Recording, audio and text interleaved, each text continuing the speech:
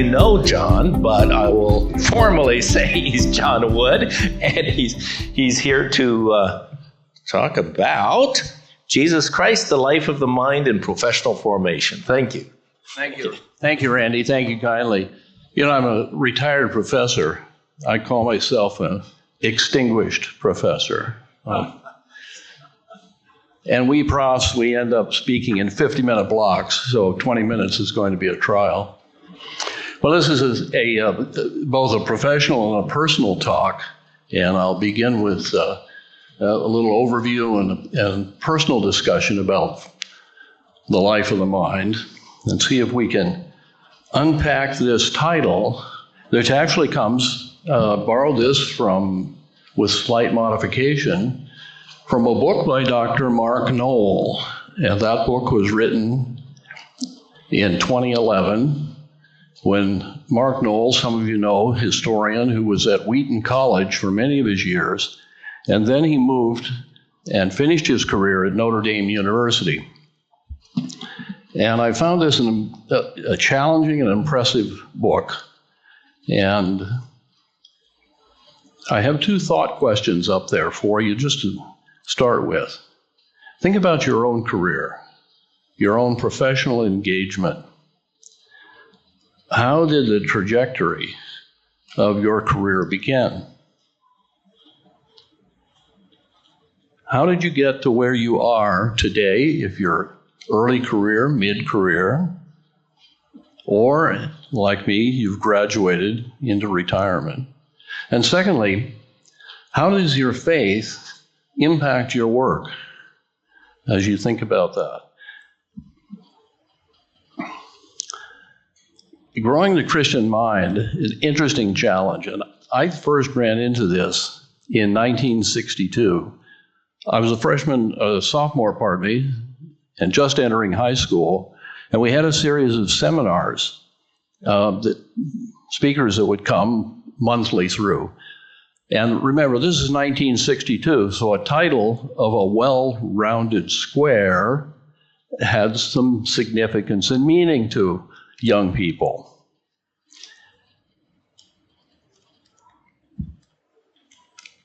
As that individual started talking, either very shortly or within some couple of years, my attention was drawn to Jesus' life. And we get just a very light snippet, this one verse, that tells us about him as a teenager. You know the story. He was up at the temple, his parents went home, he got left behind, they chewed him out. I know your parents never did that to you when you were distracted with what was significant in your life. And then we get this verse. Luke sums it up. There are really, and this is what the speaker confronted us with, there are really four things that were going on there. That Jesus kept on growing in wisdom, in stature, in favor with God, and in favor with others. That was a nice encapsulation that a teenager could get a hold of. My pastor somehow figured that out, began to play some with that, and with all of us talking about our careers and our futures.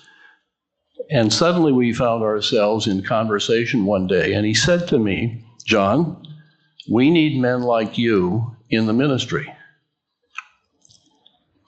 What are you going to do?" And he said, "You should go to a Christian college and get prepared to be a minister." I applied, or I was thinking about applying to North Park, now University. Told my dad about it. Dad looked at the sticker price, said, "No, I don't think you can go." A week later, at dinner, on a Thursday night, I think it was, you know how it is, your dad pushes back from the table, looks at you and says, "About that college, the president called. I think you can go." We have some missionary friends that that call those kinds of events God sightings, God moments in your life. And I just went, oh, wow, I get to go to college, I get to go to Chicago, and my life began to change. If you know the 1960s, those of you who are old enough or you saw it in social studies class, it was a dynamic time, not unlike the days that we're in. Military conflict, civil unrest and conflict, and, important for my career choice, environmental awareness just arising with Rachel Carson in Silent Spring. There were lots of other things going on. I had a roommate who was a music major. No, I can't play an instrument.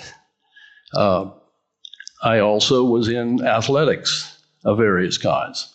My mind was on many things, and these conflicts that were going around, and I was being shaped and formed in particular by one individual, E. James Kennedy.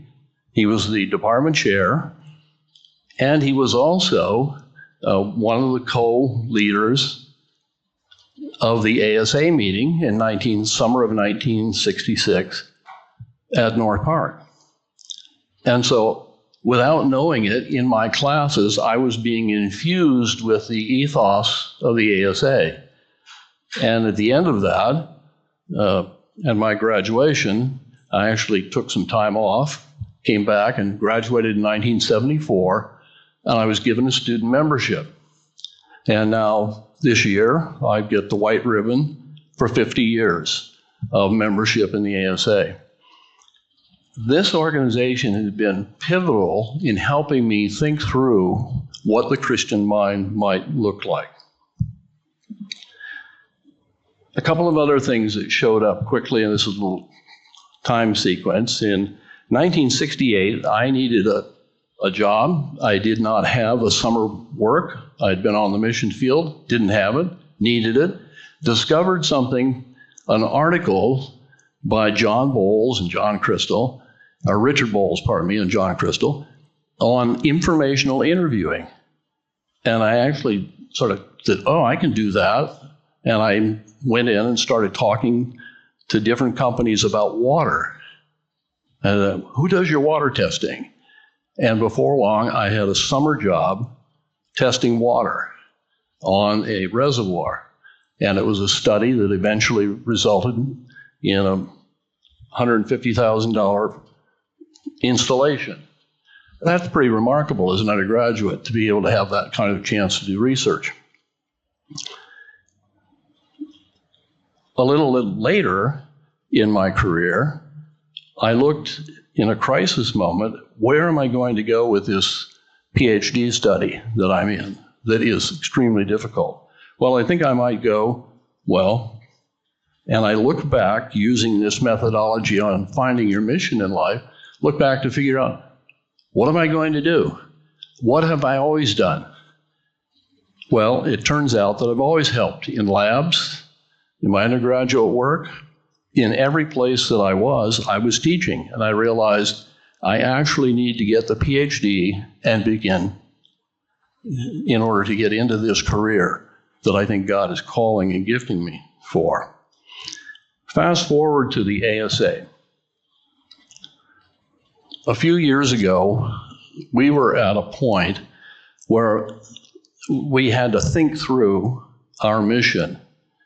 The board had been thinking about reading a book called Mission Drift, and asking ourselves the question, is the ASA on its traditional mission, or have we drifted in some way? We were noticing a long-term trend in membership decline. Our budget had been flat for a number of years, despite all of the efforts. And Randy knows, I'm looking at Randy because he knows this as well as anyone.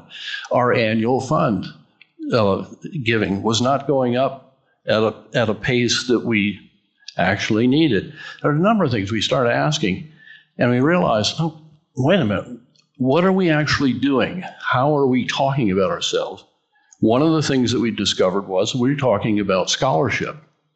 And this diagram, strategic diagram, which some of you have seen, focused on mapping our mission and mapping our capacity to reach it, and trying to figure out, we have to ask ourselves the question, oh, here we are in 2020. It's only 20 short years until we reach 100. What are we going to be like? How are we going to get there? There are really three things we do. Scholarship, that's this meeting and our journal and that primary work. But we also engage in community and fellowship, and that's a priority for us. But in the middle, we realize we also do professional formation and development. And here was the seed of the idea of Mark Noll's book, Jesus Christ, The Life of the Mind and Professional Formation. Well, I thought back to a few years ago when my colleague and I invited Fred Van Dyke to speak on professional formation in Christian environmental professionals. And Fred addressed the topic, what is a Christian environmental professional? We handed that to him with no other instruction. He came up with 5 features of professional formation that a Christian environmental professional might want to consider. First of all, you're a professional. Secondly, a colleague, then a bridge, a witness, and finally, creation's advocate. I'm going to briefly unpack these in this way. Professional formation, we all understand, whether it's Peter Drucker's managing yourself, whether it's questions about work and integrity, ethical standards, or as Praveen said to us last evening from this stage, the critical thing for a professional is excellence.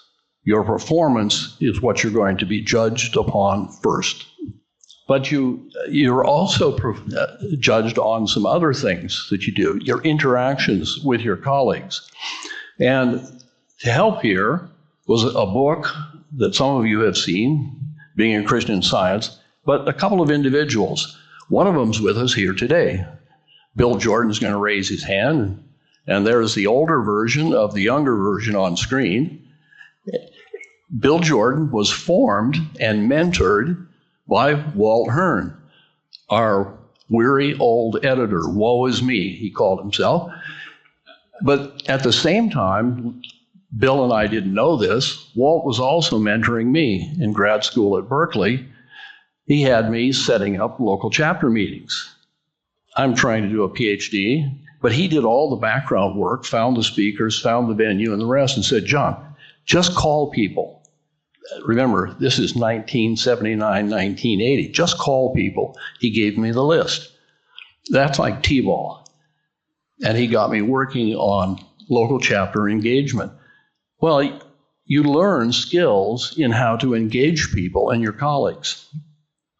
He was a mentor. We do this formally through the local chapters.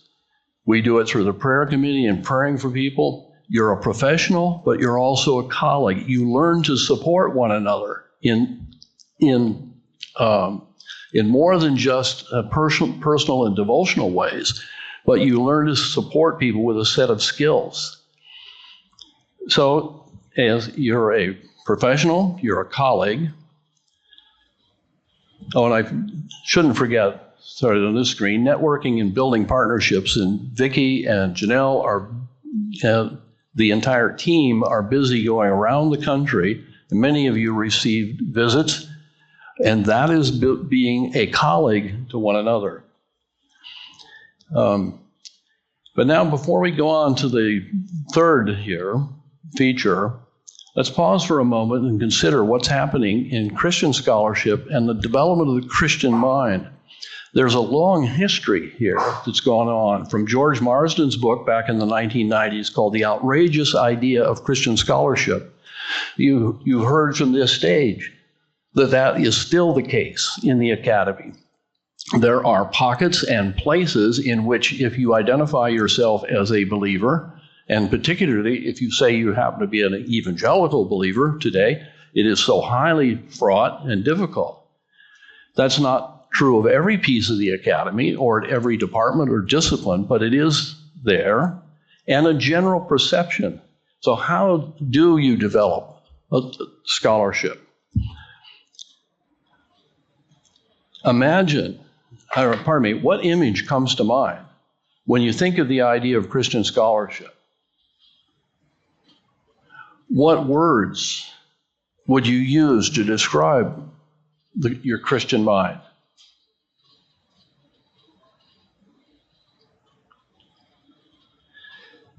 Here's another word that Fred Van Dyke gave us. You're a professional, you're a colleague, but you're also a bridge. The mission of the ASA is explicitly to bridge between science and the church. We've been doing that for 83 years. And we continue to do that. And we were student-focused right from the outset in the earliest of our publications and intentions. So it's about being intentional, not just individually, but corporately as an organization in order to reach others.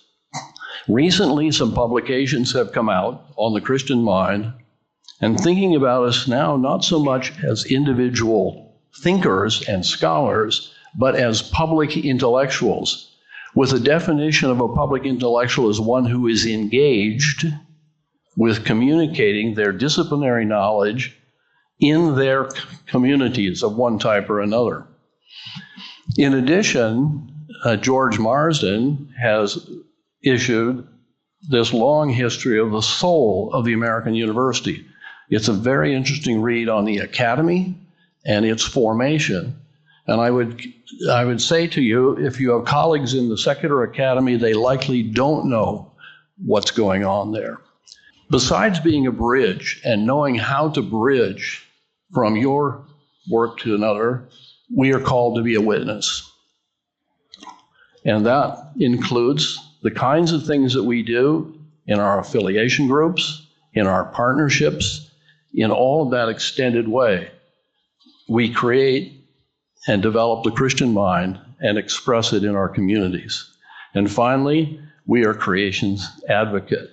Now, creation's advocate for an environmental scientist makes sense. Creation care, advocate for creation, we get that. But that also means discovery. Many of us are involved in primary discovery in government, in industry, and the academy as well. Here's Charles Townsend, 1964 Nobel Prize ASA member, who gave a ASA plenary address in 2003. I happened to hear it. I didn't remember that until I looked it up, but it was at Pepperdine, one of the early meetings that I went to. He was the Nobel Prize for Physics, developing maser first for microwave and then laser technology, which we are using right now. All of us are dependent on. And that's discovery and using the Christian mind to discover how the world works. In addition to that, he received the Templeton Prize in 2000, I have 23 here, but it's 2005, the Templeton Prize for religion and science because of his work, plenary address with us, publishing in our journal, and also writing books. Now, obviously, public intellectual Katharine Hayhoe, all of us, I think, know her name, a Canadian scientist working in Texas on climate and communicating. This is a snippet from the evening news and the CBC. I was watching TV one night, boom, there is Katharine. And I go, oh, that's great. And nice thing about the evening news, they show it again later, so I could pick her up an hour later. And really fun to see somebody that you know. Well, there are other public intellectuals. I happen to watch the NASA channel, and Jennifer Wiseman all of a sudden pops up on the screen. Oh, it's like I want to say hello to her, and when she's there. So we have people in very many places, high public profile people, but many of you are in your own community. And I know you're in your churches, and I know that's the opportunity to speak the Christian mind. The ASA helps you do that. Workshops introducing faith and science. We had one here with Son. We're launching a faith work accelerator.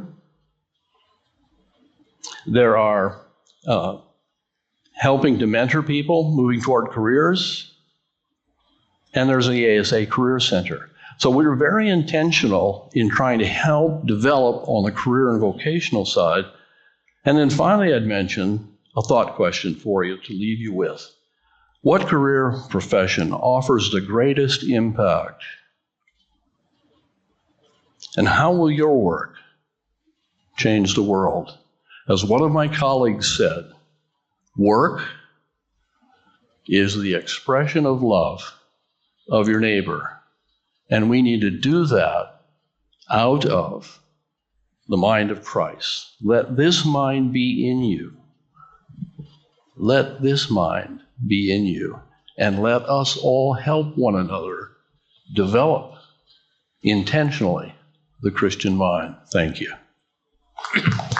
Thank you very much, John. Questions? Comments? This wasn't very controversial, John. You know. This is. I don't think this is controversial. I'm preaching to the choir, but let me make an observation, Randy. Okay. And that is that one of the things I've noticed, I asked Mike Byler this question. Mike's in a government office doing rapid prototyping of weapons systems. That's all he can tell you. He can't tell you anything else.